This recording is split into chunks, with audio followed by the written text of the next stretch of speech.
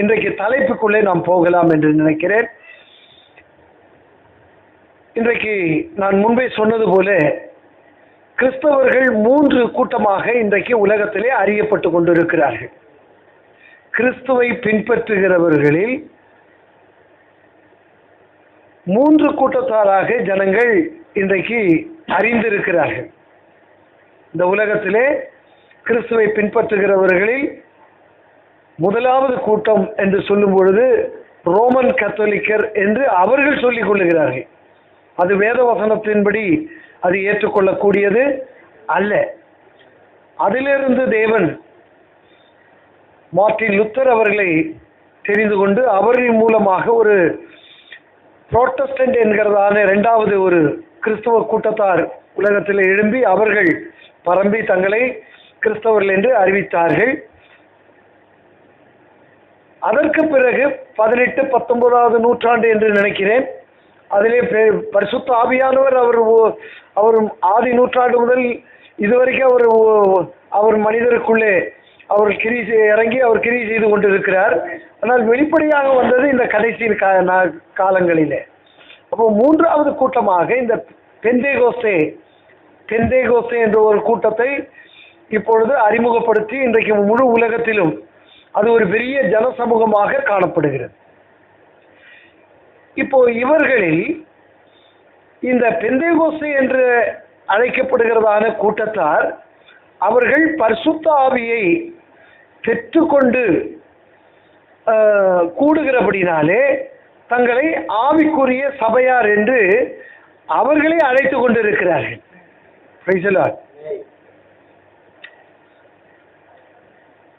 அதிலே பலவிதமான உபதேச வித்தியாசங்கள் வந்து பல பெயர்களில் பல கூட்டமாக இன்றைக்கு உலகத்திலே அவர்கள் அறியப்பட்டு கொண்டிருக்க. பெந்தேகோஸ்தே என்று சொன்னாலும் அதிலே தங்களுக்கென்று ஒரு பெயர்களை வைத்துக்கொண்டு தங்களை இன்றைக்கு அறிமுகப்படுத்தி கொண்டு இருக்கிறார்கள். என்னை கேட்டுக்கொண்டிருக்கும் அருமையானவர்களே, முதலாவது நாம் அறிந்து கொள்ள வேண்டியது என்னவென்றால், காண்கிறவைகள் அநித்தியமானவைகள், காணாதவைகளோ நித்தியமானவைகள். இதை நாம் புரிந்து கொண்டால் இன்றைக்கு இந்த தேவன் கொடுக்க போகிறதான இந்த வார்த்தைகளை நீங்கள் விளங்கிக் கொள்ள முடியும். இந்த காண்கிறவைகள் காணக்கூடாதவைகள் என்று இந்த பரிசுத்த வேதாகமத்திலே அப்போஸ்தலனாகிய பவுல் ஒரு வசனத்தை கொடுக்கிறார். காண்கிறது என்று சொல்லுவது பொய், காணக்கூடாதது என்று சொல்லுவது உண்மை. என்று சொன்னால் காண்கிறவைகள் எல்லாம் அழிந்து போகும், காணக்கூடாதது அது நித்தியமாக இருக்கும். அதை நீங்கள் ஒத்துக்கொள்ளுவீர்கள் என்று நினைக்கிறேன். Praise the Lord. தேவன் அவர் காணக்கூடாதவர். அதிலே இன்றைக்கு மனுஷர்கள் காண்கிற விதத்திலே தெய்வத்தை விக்கிரகங்களாக வைத்து அதை தெய்வங்கள் என்று அவர்கள் அறிவிக்கிறார்கள். அவைகள் அழிந்து போகக்கூடியவைகள், அவைகள் ஒரு நாளும் அது நிரந்தரமானவைகள் அல்ல. அப்படி என்றால் அது பொய். ஆனால் உண்மையான தேவன் காணக்கூடாதவர், அவர் உண்மையான தேவனாய் அழிவில்லாத தேவனாய் இருக்கிறார்.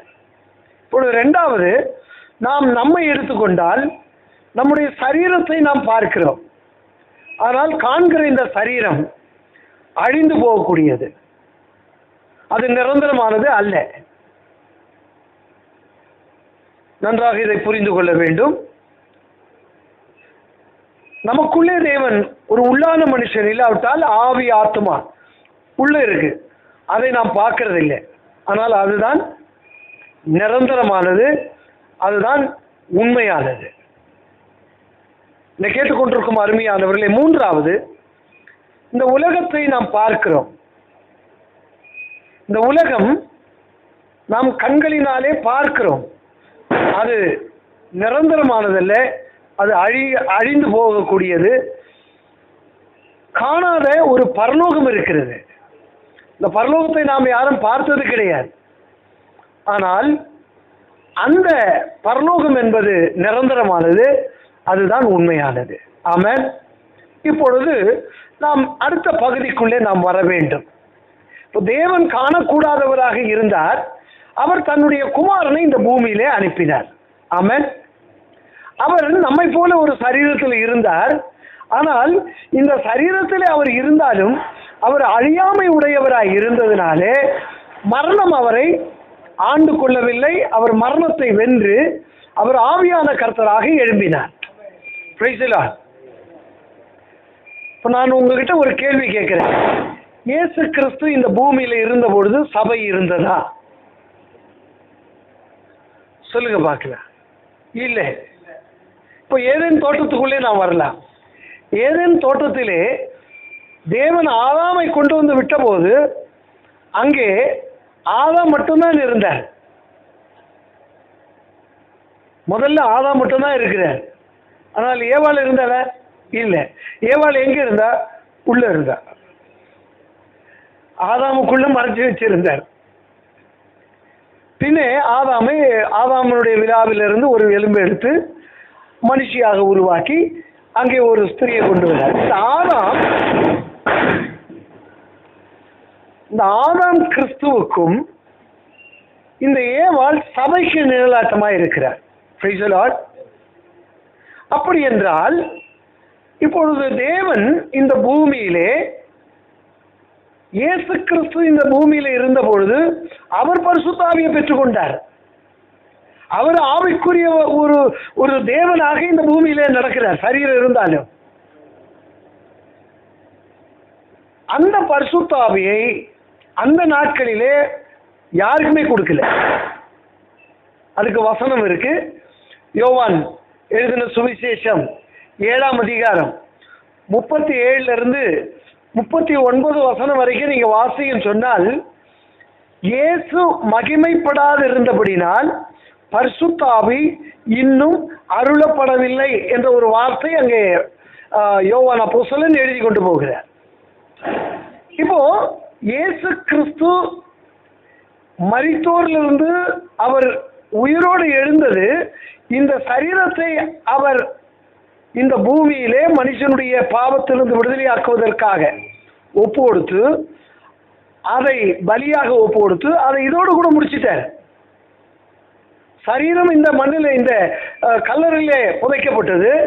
ஆனால் அவர் ஆவியிலே உயிர்ப்பிக்கப்பட்டுதான் அவர் பூமியின் தாழ்விடங்களிலே போகிறார்.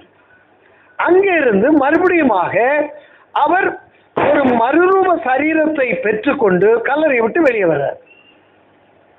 இப்போ அவர் எப்படி வெளியே வந்தார்னு சொன்னால் ஆவியான கர்த்தராய் வெளியே வந்தார். ஆமென். ஆவியான கர்த்தராக அவர் வெளியே வர்றார். இப்போ அவர் பூமியிலே இருக்கும் பொழுதும் சபை தொடங்கவில்லை. என்னை கேட்டுக்கொண்டிருக்கும் அருமையானவர்களே, அவர் 40வது நாள் உயிர் தெழுந்த பிறகு மனுஷர் காணும்படியாக அவர் பரமேறி போகிறார். அவர் அதுக்கு முன்னாலே சொல்லிட்டார், நான் போகாது இருந்தால் தேற்றவாளன் வரார், நான் போய் பிதாவை வேண்டிக் கொண்டு அவரை உங்களுக்கு அனுப்புவேன். என்னை கேட்டுக்கொண்டிருக்கும் அருமையானவர்களே, இயேசு கிறிஸ்து அவர் பிதாவிடத்துல போய் 10 நாள் கழித்த பிறகு இந்த 40வது நாளிலே அவரை பின்பற்றி வந்த 120 பேரை பார்த்து சொல்றார், நீங்கள் எருசலேமை விட்டு போகாமல் என்னிடத்தில் கேள்விப்பட்ட பிதாவின் வாக்குத்தத்தம் நிறைவேற எருசலேம் நகரத்தில் காத்திருங்கள். அதுபோல 120 பேர் அங்கே போய் உட்கார்ந்தாங்க. அதுல 109 விசுவாசிகள், 11 அப்போஸ்தலர்கள் அங்கே போய் உட்கார்றாங்க. ஆனால் அந்த நாளிலே நடந்தது என்ன? 12 என்கிற ஒரு நிறைவு வர வேண்டும் என்பதற்காக அங்கே மத்தியாஸ் என்கிறதான ஒரு விசுவாசி என்று சொல்ல முடியாது, அவரை பின்பற்றின சீஷர்களில் அவரை இந்த 12 சேர்த்துக் கொள்ளுகிறார்கள். இதுவரைக்கும் அப்போஸ்தலர் நடபடிகள் 1ஆம் அதிகாரத்திலே நாம் பார்க்கிறோம். 2ஆம் அதிகாரத்திலே தேவன் முதலாக பரிசுத்த ஆவியை மனிதர்களுக்குள்ளே அவர் ஊற்றுகிறார். இப்பொழுது தேவன் பரிசுத்த ஆவியை மனிதன் மேல் ஊற்றின போது அன்றைக்கு ராஜ்யத்தை உள்ளதுக்குள்ள கொண்டு வர்றார்.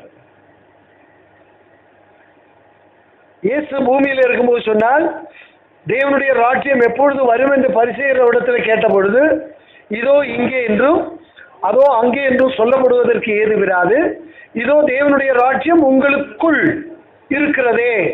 அப்போ பரிசுத்த ஆவியின் மூலமாக தேவன் ராஜ்யத்தை மனுஷனுக்குள்ளே ஸ்தாபிக்கிறார்.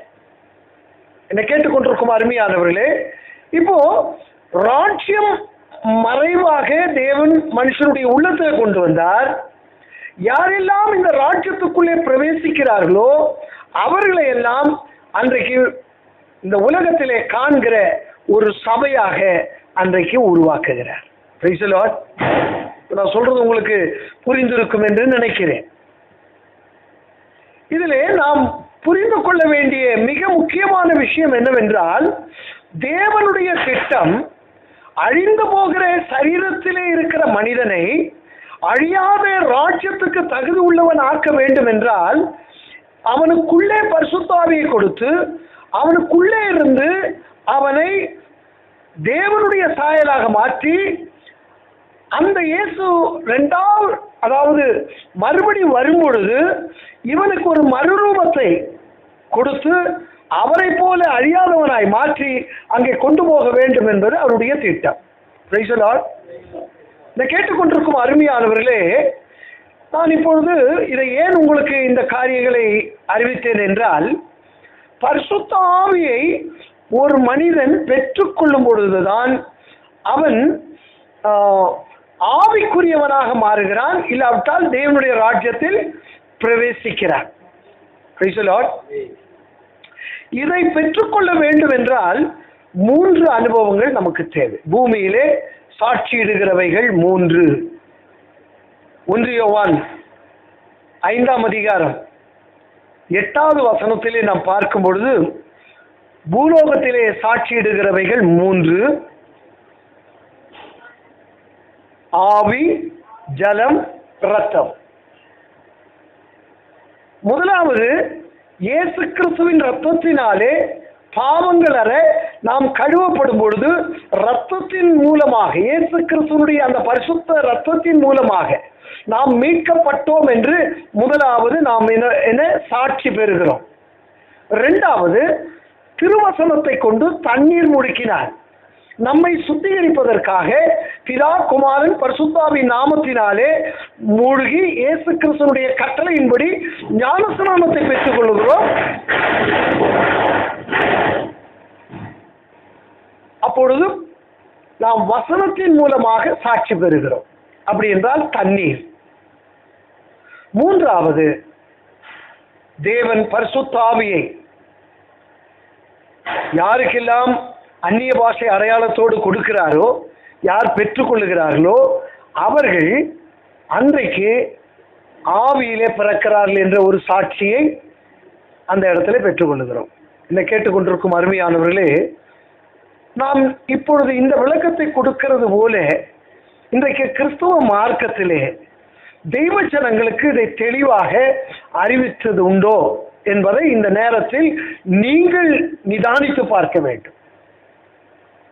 யோவான் எழுதின சுவிசேஷம் 3ஆம் அதிகாரம் 6வது வசனத்தை நீங்கள் வாசித்தால் அங்கே இயேசு சொல்லும் பொழுது, வாசியுங்கள், மாம்சத்தில் பிறப்பது மாம்சமாயிருக்கும், ஆவியினால் பிறப்பது ஆவியாயிருக்கும். இந்த நன்றாக இதை கவனிக்க வேண்டும்.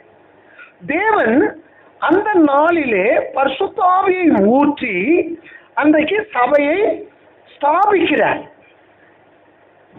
இந்த அப்போஸ்தலர் நடவடிக்கைகளின் புஸ்தகத்தை நீங்க பார்த்தீங்கன்னு சொன்னா, அந்த அப்போஸ்தலர் நடவடிக்கையின் புஸ்தகம் முழுவதிலேயும் யாரெல்லாம் இந்த 3 காரியங்களை, அதாவது பேதுரு முதலாவது பிரசங்கம் பண்றார். அப்போஸ்தலர் நடவடிக்கைகள் 2:38 நீங்கள் மனம் திரும்பி ஒவ்வொருவரும் பாவ மன்னிப்புக்கென்று இயேசு கிறிஸ்துவின் நாமத்தினாலே ஞானஸ்நானம் பெற்றுக் கொள்ளுங்கள், அப்பொழுது பரிசுத்தாவின் வரத்தை பெறுவீர்கள்.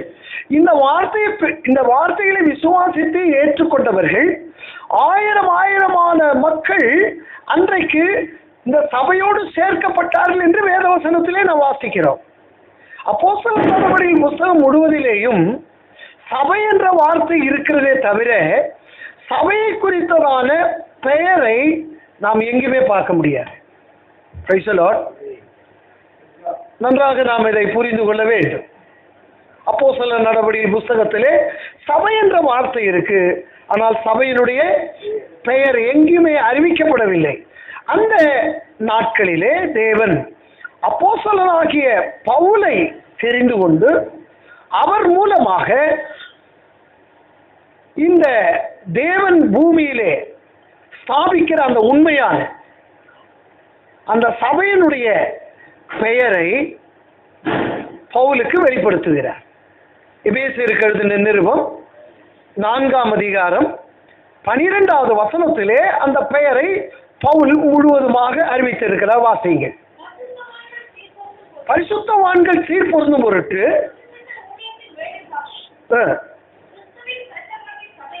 கிறிஸ்துவின் சரீரமாகிய சபையானது பக்தி விருத்தி அடைவதற்காகவும் அவர் சிலரை அப்போஸ்தலராகவும் தீர்க்கதரிசிகளாகவும் சுவிசேஷகராகவும் மேய்ப்பராகவும் போதகராகவும் ஏற்படுத்தினார். கொஞ்சம் கவனிக்க வேண்டும்.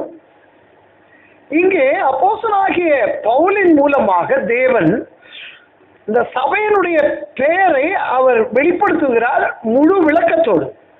கிறிஸ்து தலை என்றும் அந்த சரீரம் அவருடைய சரீரம் சபை என்று அவர் ஒரு விளக்கத்தோடு அந்த சபையினுடைய பெயரை அறிவிக்கிறார். நான் இப்பொழுது உங்களுக்கு சொல்லுகிறேன், வானத்தின் கீழே பூமிக்கு மேலே அது ஒன்றுதான் உண்மையான ஆவிக்குரிய சபை. Praise the Lord. Praise the Lord. ஏனென்றால் அது காணக்கூடாதது. இப்போ அந்த சபையை வெளியே காட்ட முடியுமா? Praise the Lord. இப்போ எபேசியர் 5ஆம் அதிகாரம் 31வது வசனம் 32வது வசனத்தை வாசியுங்கள்.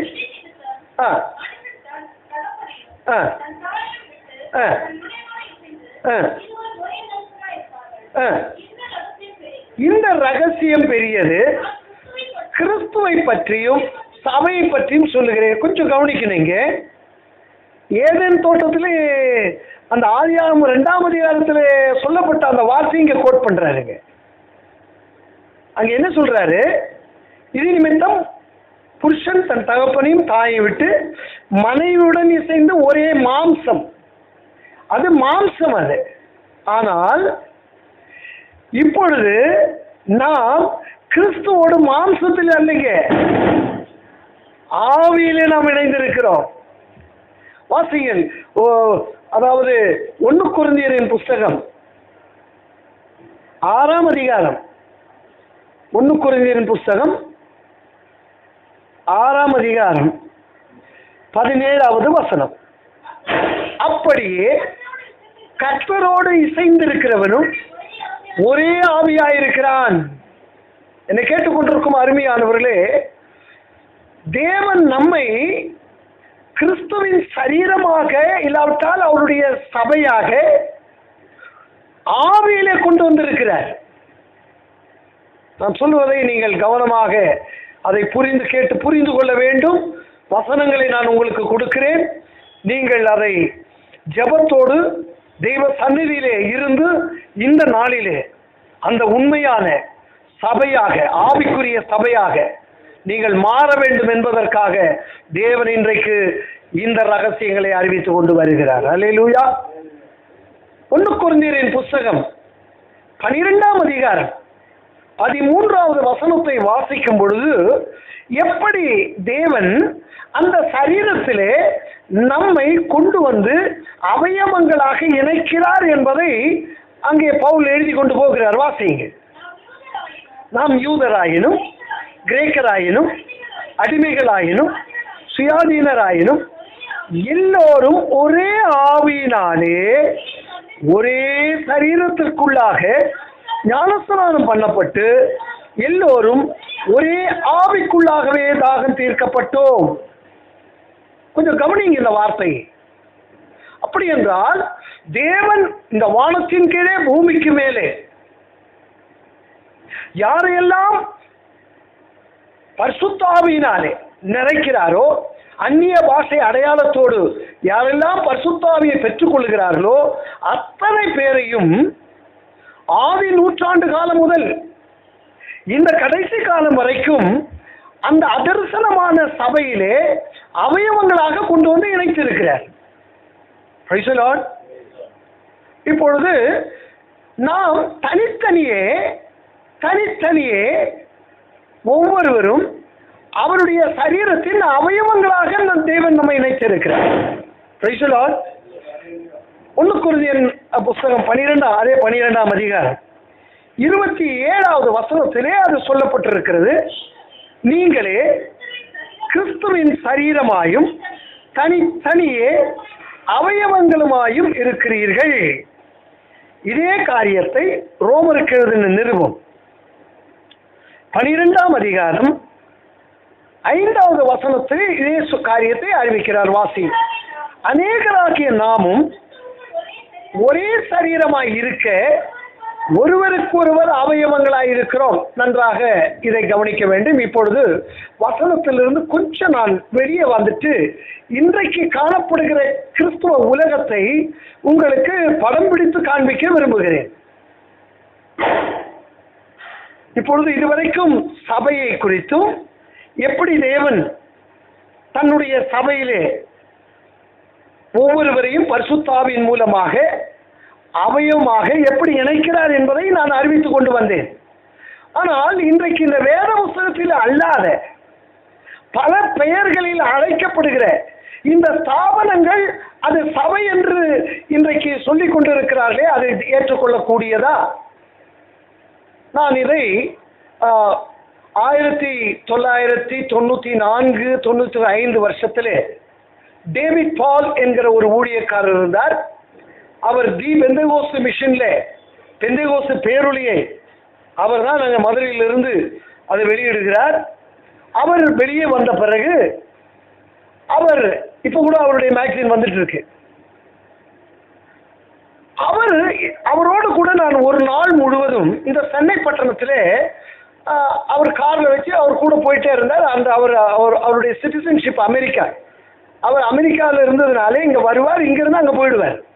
அவர் அடுத்த நாள் போக வேண்டியிருக்கு. அதே நேரத்தில் என்னை சந்தித்த உடனே என்னுடைய காரியங்களை அறிய வேண்டும் என்ற ஒரு விருப்பம் இருந்தது. நாங்கள் 2 பேரும் இந்த காரில் இருக்கும் பொழுதே இந்த காரியங்களை பேசிக்கொண்டு அவருடைய வேலையும் பார்க்கிற இந்த காரியங்களையும் கேட்டுக்கொண்டிருந்தார்.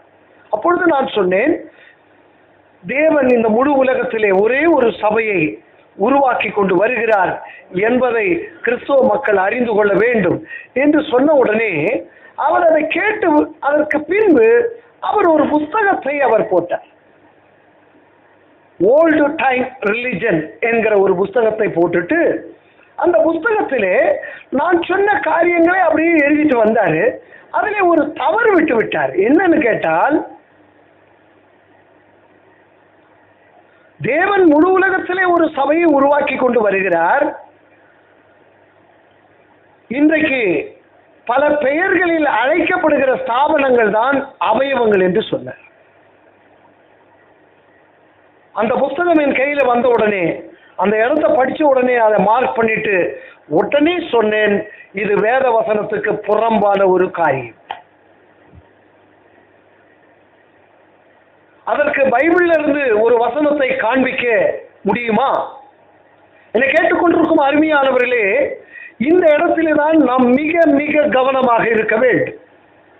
அவன் ஏன் இதை அறிவிக்கிறேன் என்றால், இந்த வேத புத்தகத்திலே அப்போஸ்தலனாகிய பவுல் தெளிவாக சொல்லுகிறார், பரிசுத்த ஆவியை ஒருவன் பெற்றுக்கொள்ளும் பொழுது தனியே அந்த அவயவங்களாக அந்த சரீரத்திலே கொண்டு வந்து இணைக்கிறார். அல்லேலூயா.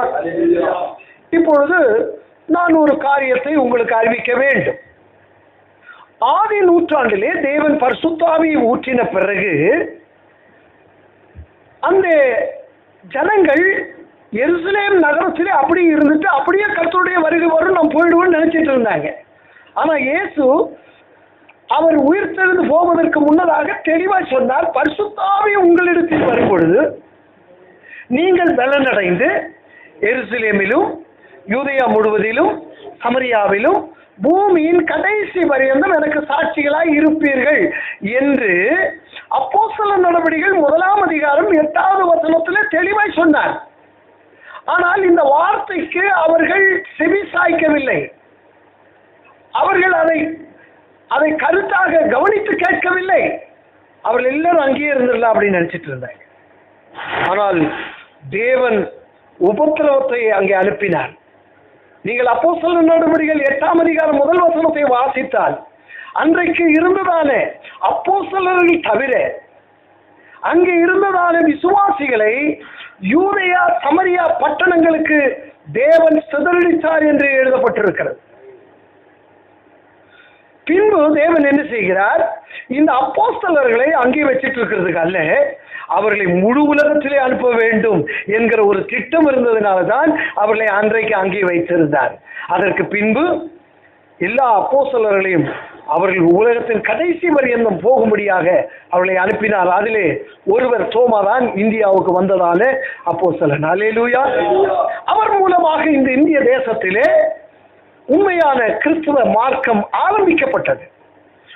அன்றைக்கு பரிசுத்தாவின் மூலமாக தேவன் இந்த பூமியிலே இந்த இந்தியாவிலே அன்றைக்கே சபையை ஆரம்பித்தார் என்றுதான் நான் விசுவாசிக்கிறேன். ஆமென். கேட்டுக்கொண்டிருக்கும் அருமையானவர்களே, தேவன் பரிசுத்தாவின் மூலமாக